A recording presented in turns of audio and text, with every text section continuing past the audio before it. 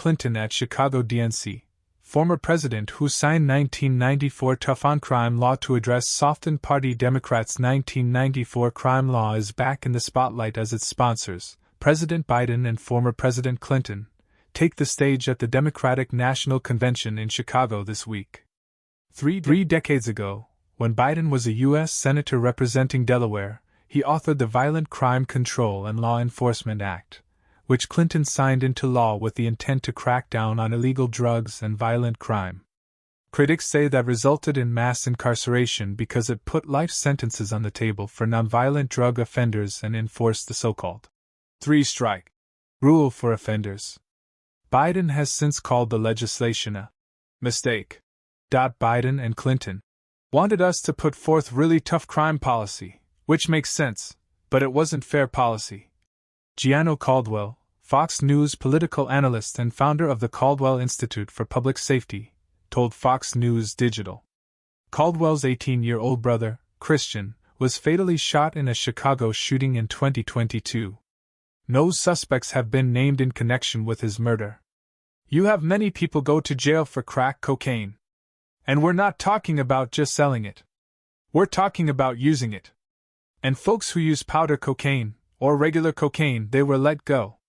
They weren't put in the same set of circumstances as the mostly black folks who were using crack cocaine at the time, Caldwell explained. Democrats didn't care about that at all. They just wanted to ensure that particular people were put in jail. Alice Johnson, the woman Kim Kardashian helped free after Johnson was sentenced to life in prison for trafficking cocaine in Memphis in 1997, was directly impacted by the 1994 law. Former President Trump ultimately granted Johnson clemency in 2018. Caldwell noted that he is a proponent of tough on crime laws when they involve violent offenders. The Clintons and the Bidens have a history that they refuse to look in the mirror and see that they've caused a lot of the chaos that we've seen in our country today. Caldwell added, in more recent years, Democrats have generally become softer on crime, with policies and proposals including bans of foot pursuits in various blue cities and states, turning certain felonies into misdemeanor crimes, eliminating cash bail, halting the death penalty, and famously, calls to defund the police. Progressive district attorneys backed by billionaire George Soros have also pushed for early releases and bail reform. The Minnesota Freedom Fund, which helps offenders post bail, received support from Vice President Harris after George Floyd's murder by police in 2020, but the fund later freed a convicted criminal who would go on to be accused of murder. Former President Trump, who made law and order a top priority during his 4 years in office, in addition to his general support for law enforcement, criticized the 1994 law during a roundtable discussion in Detroit on Sunday at the predominantly black 180 Church as his campaign announced a new black voter coalition. "Look, the crime is most rampant right here and in African American communities," Trump said Saturday in Detroit. "More people see me, and they say, 'Sir, we want protection. We want police to protect us. We don't want to get robbed and mugged and beat up or killed because we want to walk across the street to buy a loaf of bread." The former president noted that Biden wrote the crime bill.